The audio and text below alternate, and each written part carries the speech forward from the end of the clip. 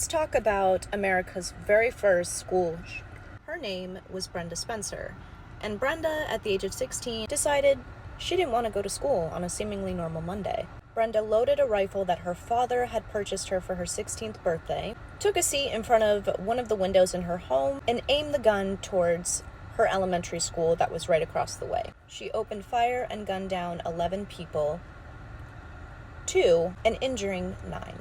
When asked why she did this, Brenda responded with the infamous line, "I don't like Mondays." This entire thing is really interesting to me because we don't ever hear anybody talking about it. You hear about other incidents like Parkland and Columbine, but you never hear about the very first. It's especially interesting because it's typically young men that are doing this, but the very first was a young woman. Brenda was denied parole 7 times. She's now 62 years old and has been in prison for over 40 years. Brenda ended up taking the lives of her principal and a janitor that worked at the school and injuring 9 other people, some of whom were children and some of whom were teachers. Brenda was known as a really great student. She never missed class. She was always on time. She was an honor roll student, very, very smart, very respectful, and sort of on the quieter side. So for her to have done this, nobody saw it coming. People also didn't realize that there were some things going on in Brenda's household. Now, I'll be honest, there isn't too much information on Brenda's background and her upbringing, but clearly there had to have been something slightly off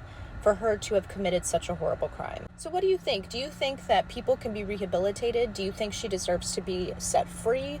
Or do you think that that is just not a possibility and she needs to spend the rest of her life behind bars? Drop your thoughts in the comments below.